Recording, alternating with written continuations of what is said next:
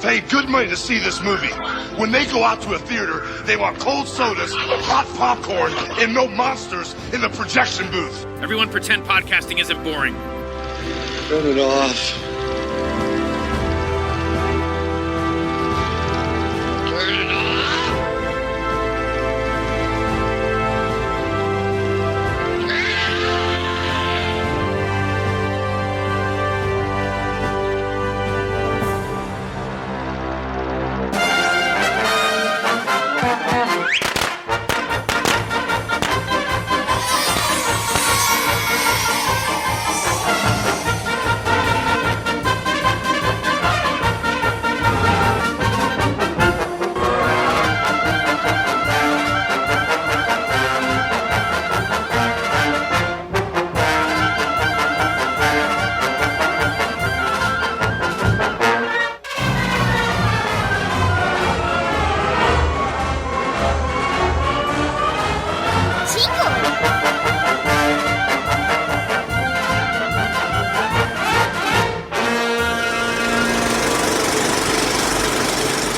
Hey folks, welcome to a special episode of The Projection Booth. I'm your host, Mike White.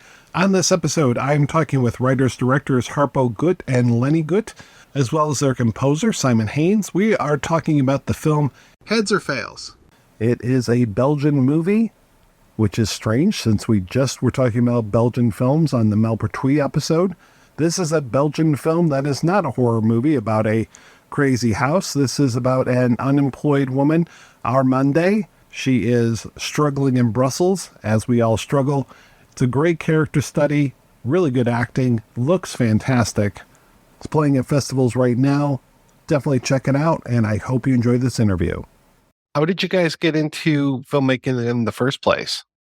Our father did film, and since the beginning, since we were a child, we grew up with watching a lot of films, and when we were little, we wanted to do the same. We started with little camera, and we did our film in the living room, and then with friends, and it grew up from there. And then one day we had the money to do a film, so we were lucky. And then the second one with Heads or Fails. Was that Mother Schmucker? Yeah, and it was also in the Fantastic Fest in 2021. How was that going from shorts to your first feature film? We love to do films without money, just try a lot of stuff with friends and people we met at the school, film school or theater school. And then we try to do in Belgium, there's fund to do the first new movie, and we try our chance, and by luck we succeed. So yeah, that's why we do our first feature. So where did the idea for Heads or Fails come from? The idea came from after Mother Schmuckers, we wanted to explore new stuff, and we had this idea of telling the story of a gambler and a crook. And so we started to write some ideas around this character, and we wrote a lot of them. And at the end, we choose the best ideas from that and put them all together to make the movie. And that's how Armande got created. And tell me about your lead actress, because she is fantastic. Her name is Maria Cavalier-Bazin, and she's from France, but also she's half French, half Peruvian. And she did school in Belgium. And as soon as we met her, we knew that it was her. And we made her read the script and started working with her. And she told us some ideas. And so we changed some stuff. What were some of the biggest challenges of making this movie? Trying to be real with the emotion. Because Mother Schmuckers was more of a comedy and absurd comedy. And this one, we wanted to tell a story a bit more emotional and to really experience the moments of Armande's life. And so this was the challenge, to put this all together and to go full into emotion moment. And also filming some stuff. How did you get involved with these crazy Belgians? This crazy Belgian and me were part of a music making collective in France called Fortune Collective. And we were both doing this is correct, right? every month we would have to write a song based on everybody in the collective would write a song based on a photo. And so we became friends on SoundCloud. And then it just so happens that these two crazy Belgians, who are technically Parisians, but don't tell anyone, were looking for music to put in their first film, Mother Schmuckers, that they didn't have to pay for. And so they contacted me with a very nice message saying, can we use a couple of your songs? We don't have any money. And naturally I said no, but they did it anyways. No, just kidding. Of course it was an honor. I actually don't remember what exactly happened, but You said, of course, you can use whatever Right. you want. And he sent us like all of his music since he was born. Even his humming when he was a child. even like songs of me in the bathtub as a little kid.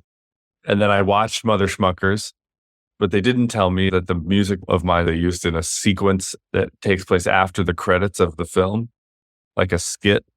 So I watched the whole movie waiting for the music and then it turned up. Anyways, and then we met in person for the first time.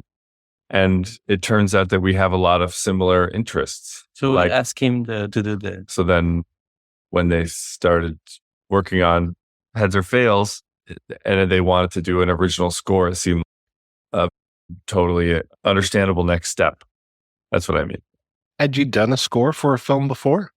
Yeah, I've been studying or like working on film music and trying to make that a big part of my life for many years.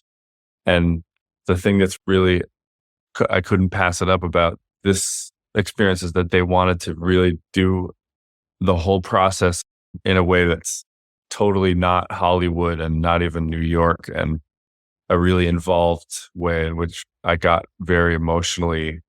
became emotionally part of the process of making the film. And you can't pass that up, you know what I'm saying? But we were talking about the music even before the movie was shot. Yeah. But he doesn't read French, so we send him the script. That didn't mean anything to me. Yeah. So like that. I'm curious, when did you actually shoot this film? So we shot it last year on April. So we had 9 months of editing and post-production stuff. Yeah, it was a long. So it's like the second time at Fantastic Fest we show the film to real people, not our friends and mama. How did it go over? It went really well, I think. Mm. It was for us Belgian people. It's crazy. The screening room we can get in long position and eat a lot of stuff during the film. So You it's need like some context for that. You know that the it's seats at at the Alamo. Alamo Draft House go recline so far back that it's like lying down. Did you know about that? No, I did not know that.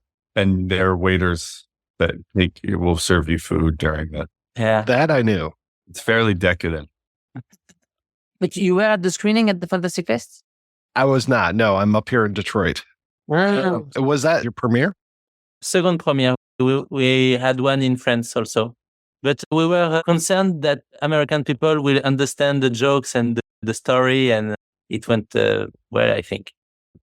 We try to work on it's that we love cinema and the special feeling we get when we get stuck in the film, like in Little Miss Sunshine or Whiplash. And so that way we wanted to try to redo this feeling again, like I wouldn't say the stuff of the film, but we tried to do these little moments where we were like, How do you guys, as brothers and co-creators, how do you divvy up the work? I work the day, he works the night. That's why I'm a little tired now. Set my hours. Do you already know what you're working on next? We are still searching for ideas. If you have one, Don't hesitate to text us with ideas. You've done so many different things over the years, especially with the shorts. What inspires you for actually creating a film?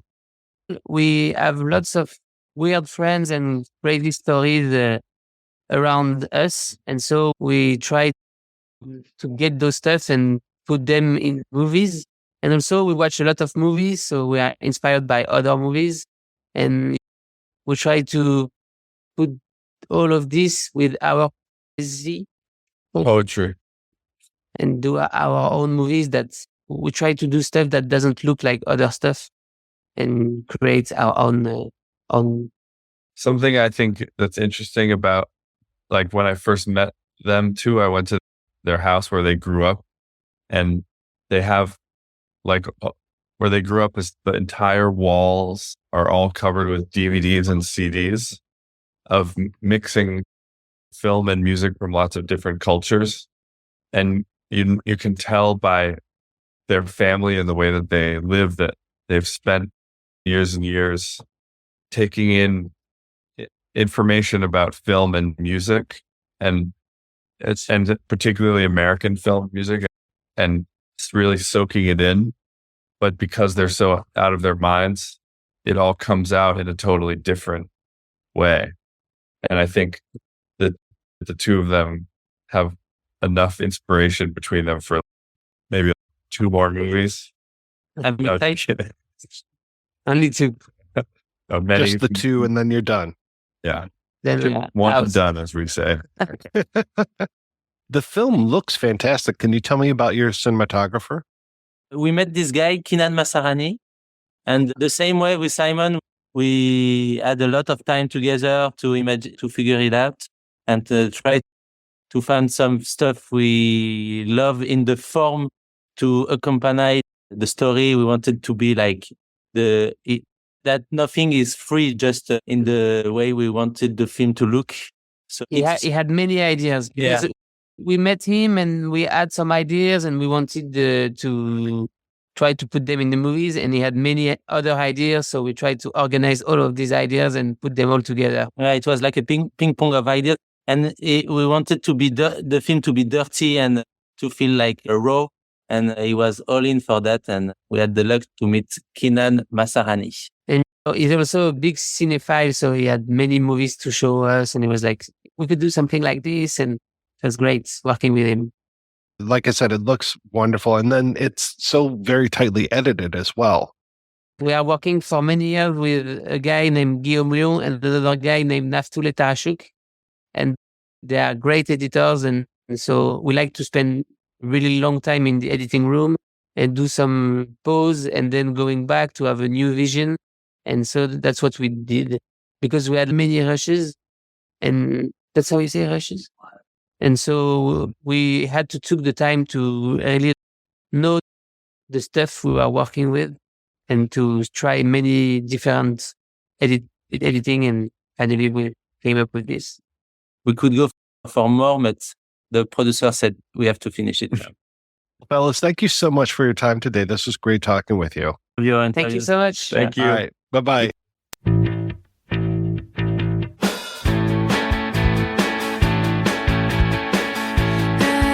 The archives of food tickets and scenes, break down the films, explore all the dreams with our blinky plan at no fake classic. You root that profess, not a story to obey. These first kin and then blame. Projection booth, they're rolling the reels, cutting through the myths and breaking the seals. With insight and humor, they're digging in deep. In the world of film, it's a journey to keep. From cult classics to blockbusters, you know they'll find the angles and last secret show. Interviews and trivia behind the scenes. In every review, they'll uncover what it means. Projection booth, they're rolling the reels, cutting through the myths and breaking the seals. With insight and humor, they're digging in deep. In the world of film, it's a journey to